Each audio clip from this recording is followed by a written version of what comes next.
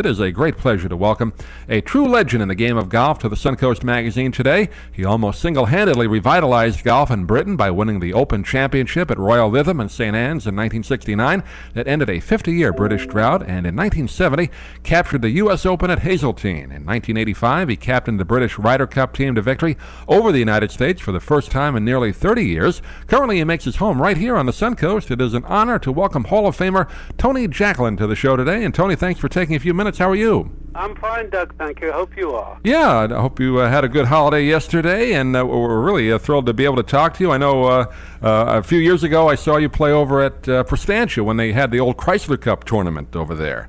Yeah, unfortunately that tournament ended, but I enjoyed a couple of. I wasn't a resident then in the area. I was living over in West Palm, but unfortunately that event ceased to happen. But I enjoyed it when it did. I'm not playing that much golf these days. I know you had recently had some back surgery. Yeah, How are you doing? At the Ryder Cup, actually, I had a herniated disc, and I was in a lot of pain. And it actually took a while to realise that it wasn't going to get better. I had the MRI, and it was all there.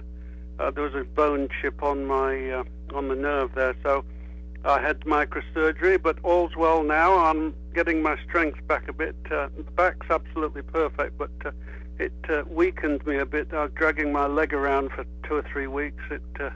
It wasted muscle, but we're back on the mend now. That's great. Yeah, I know that. Unfortunately, being a golfer, that's kind of the bane of all golfers, isn't it? Some back problems. Yeah, it really is. It took me by surprise, I must say. I've never had a physical problem in 50 years playing golf, and I was out one day. In fact, it was with some press guys doing a preview to the Ryder Cup, and it was about my fifth swing of the day, and bingo, I knew something had happened, and a little sliver of bone chipped off my disc, and it was very painful. So I suppose we've got to watch it when we get a bit older anyway. Yeah, well, it is amazing compared to, I guess, even 10 or 20 years ago what they can do with the microsurgery, isn't it? Oh, well, I mean, it was extraordinary. You know, I went in at 11:30 in the morning, and I was home at 4 o'clock in the afternoon. Oh, really? Wow. Having and pain-free. I mean, it was extraordinary. It really was. Yeah, I guess if this happened, say, 30 years ago, you'd be out for maybe a year or two, wouldn't you? Absolutely. Yeah, absolutely. That's great. I'm glad you're feeling better. And have you hit a few golf balls yet, or do they tell you to take it easy for a while? No, I'm back into it. I'm not playing very much these days, but in fact, I'm going out for a few holes this afternoon with my son Sean. He's 13 years old, and he's mad keen. So, in fact, when I put the phone down to you, we're gonna change one of the shafts in his driver, and we're gonna whip out there and have nine holes. Oh, great! I know your son. Didn't you just travel over to Europe recently in a junior tournament with your son? Yeah, we took him to a few of the junior events this year. In fact, we were over in Germany at one of them, and he played in the Optimist and earlier in the year, and the Junior Masters up in Dothan, Alabama, and he's actually junior golf. I find it intriguing. I don't think it should be done by age. I think it should be done by puberty. Yeah. Because some of these kids at 12 and 13 are much bigger than others, and of course it's a huge advantage when they can hit the ball out there a long way. And Sean, for his age, I'm not saying he's small by any means, but there's certainly a lot of the young lads are bigger than him, and they've got the distinct advantage in the distance. But he's as keen as mustard, and we shall continue to. We're going over to the Pars tournament to West Palm right after Christmas, and that's a 3-day event, and he's playing in that. So, I don't believe in putting them in too many tournaments. I mean, some of these parents make a bit of a career out of it with the kids, but I believe in testing him out there amongst the best young'uns, and then hitting the practice tee, and it's his own determination. I just hope he maintains his interest really until he's old enough to really compete. He says he wants to go on the tour. We'll see. What do you make of, speaking of 13 and 14-year-olds, I guess Michelle Wee may have just turned 15 now, but she's really taken at least the women's tour by storm. And, well, actually, she's played in a couple of men events, hasn't she? Well, she's obviously phenomenal. And, but one, I say worries. I just wonder whether we saw it in tennis, some of these young uns being brought on very early, and by the time they were in their sort of late teens, they soured of the game, and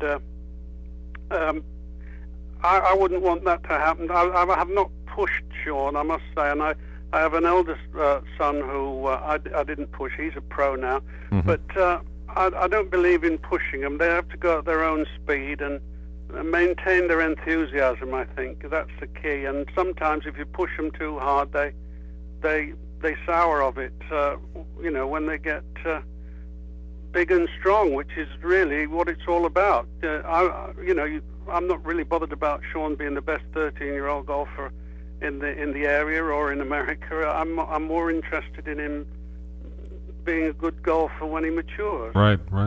How are the high school golf programs down here? Are they pretty good, or have you had a chance to research that at all, or? No, he's at St. Stephen's here in Bradenton, and he's in the school team, and so he gets competition there. As I say, I take him to 2 or 3 of these national events a year, just so that he can. And he's got some good chums who go, and he's already made some lasting friendships at these tournaments, and of course. But a lot of the lads actually want to go to the tournaments to meet their friends, and, right. And so we just try and temper it a little bit.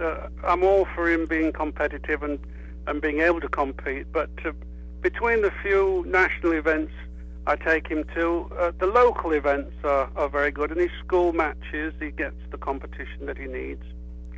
That's great. Tony Jacklin, our guest on the program today, and I know you have a very successful golf course architect and design business, and you're building a course out in Bradenton, aren't you? Well, actually, I am. It's a Nicholas signature course, but it's called the Concession. It was my brainchild. Jack conceded the 2-foot putt to me in the '69 Ryder Cup, right? And we're building a golf course together to memorialize that. But it's a Nicholas signature, and I'm involved as well in the design. Jack and I are doing it together, and he says that's another concession, letting me help out with design. So we had a chuckle about that, but we'll be breaking ground on January the 18th, and we're looking forward to getting stuck into that, I must say. Great. When will that, about a year to build that? Yeah, we'll seed it all before the end of September, and a year from now we'll be playing. So great. Yeah, well, we'll have you on. It's exciting. It's been quite a while, as these things do take some time to come from the idea and then the drawing board to the reality. And it's been close to 4 years now since I first sort of started working on this thing. So I'm excited that we're eventually getting started. And we'll have you on plenty more times before then. But yeah, we'd like to do something, right before the opening. That'd be great. Is that going to be out by what? State Road 70 in Bradenton? Yeah, State Road. Well, we're actually in the process as we speak of extending University Parkway 3 miles, and we'll be the last thing at the end of it. Oh, all right. And so we have an entrance off University that we're working on as we speak. But right now, there's also a north entrance on State Road 70. So we've got a north entrance and a south entrance. Yeah, that whole area, Lakewood Ranch, University Parkway, has really exploded the last 5 or 6 years. There's lots going on now. Yeah, that's great. That's great. You talked about the Ryder Cup. We're talking with Tony Jacklin, and really enjoyed your commentary. I know you were in a little pain with your back, but excellent job on the Golf Channel with the recent Ryder Cup. Just your thoughts overall on what happened this year. Well,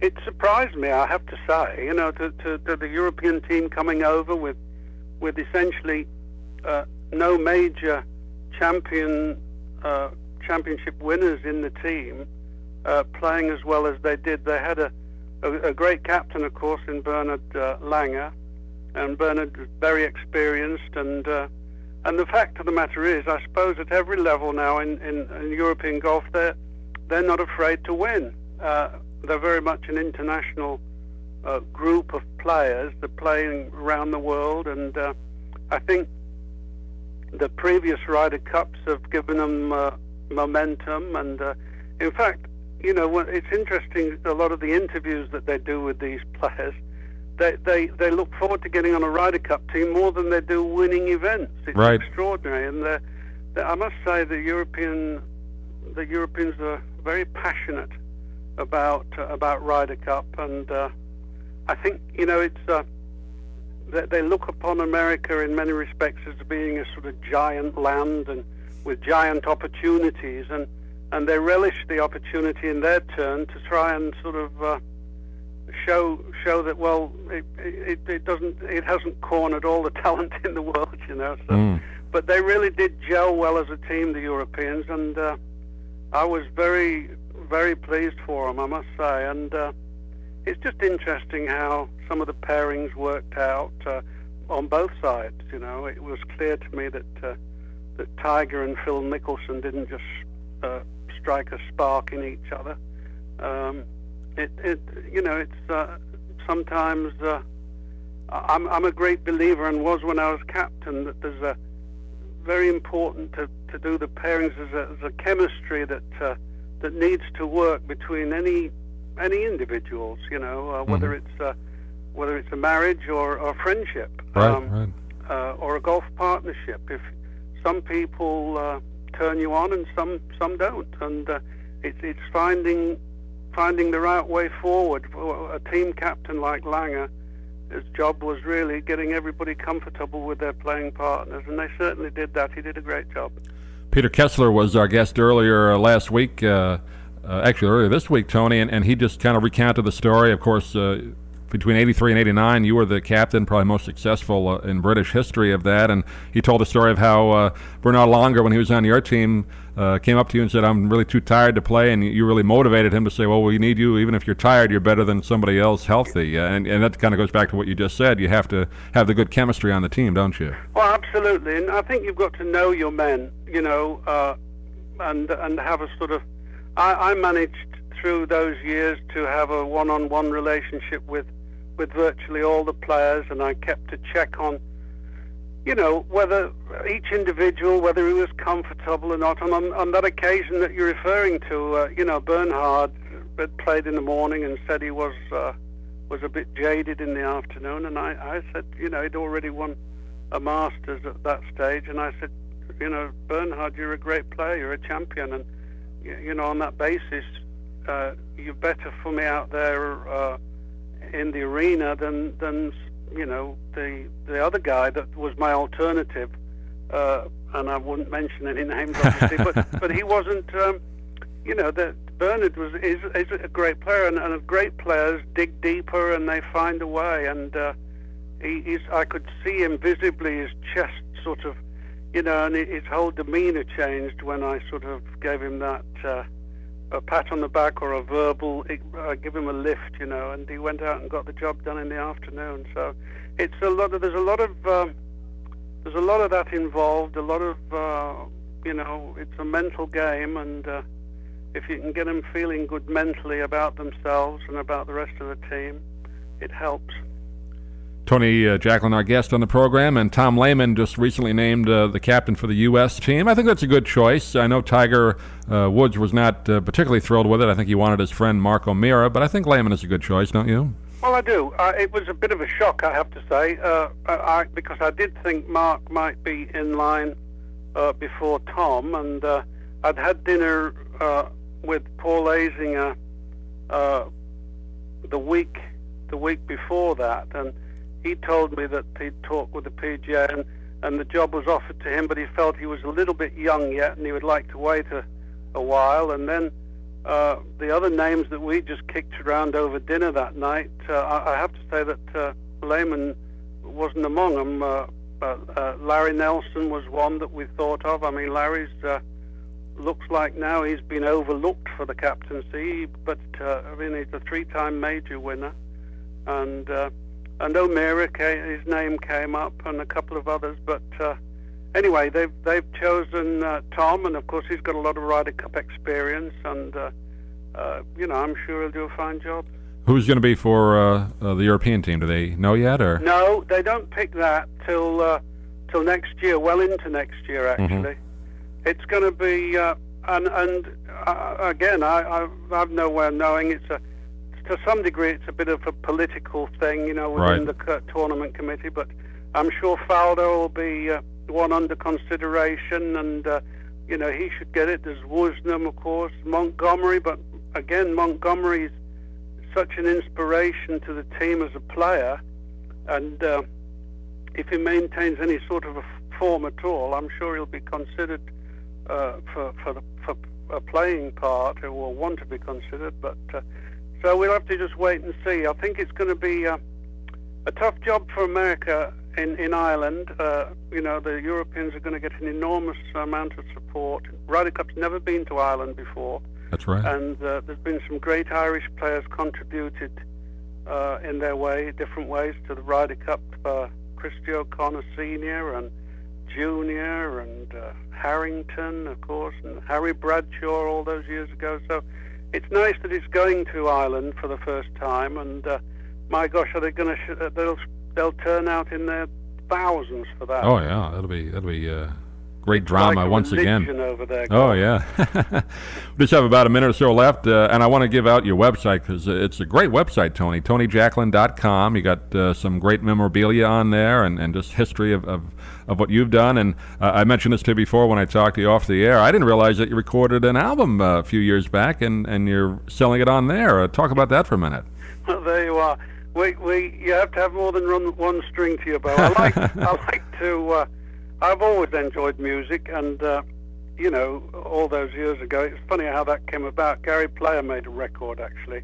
That's right. I have heard about that. Right. Gary made a record, and I heard it, and I remember saying to Mark McCormack, I thought I could do better than that. So he said, "Would you like to have a go?" And I said, "Yeah." So he arranged it all, and I must say I had a lot of fun doing it. I did it as much to find out what happens behind the scenes. In those days I used to play a lot of golf with Andy Williams and a few other singers, British European singers, and it was kind of nice to get in the studio and know how they have to go about it. And one or two of the songs turned out okay. There was a few that I wouldn't want to hear played.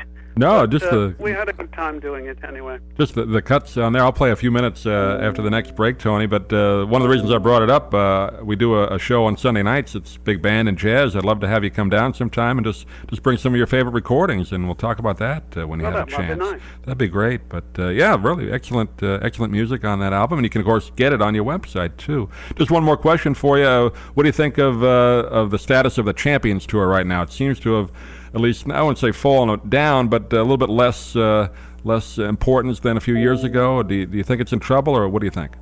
Well, it's interesting. It's interesting having been out there and played, and I'm 60 now and not playing so much, certainly. But the thing got started back in the mid-'80s, and there's no doubt that Arnold played a great role there, and Chi came along and did a great job. I mean, he's a real entertainer. Then Trevino came out and carried the mantle for a while from the entertainment standpoint, and they just don't seem to have any more out there that kind of individual. Mm-hmm. These guys, Chi and Trevino especially, were consummate entertainers. They were able to sort of concentrate on their golf and play hard and make people laugh as well. And we've got a lot of guys out there now that are great players, but it's a serious business golf, and you can see that that's their first thing on their mind is the golf, and it's been a struggle, I fancy, for the PGA Tour to try and get it right, and they've reduced the amount of tournaments, but it's still very competitive. But whether or not, I think we do need an infusion of some more characters. Fuzzy came along and did his best, but you know, he's not playing the kind of golf that gets him in the top bracket every week.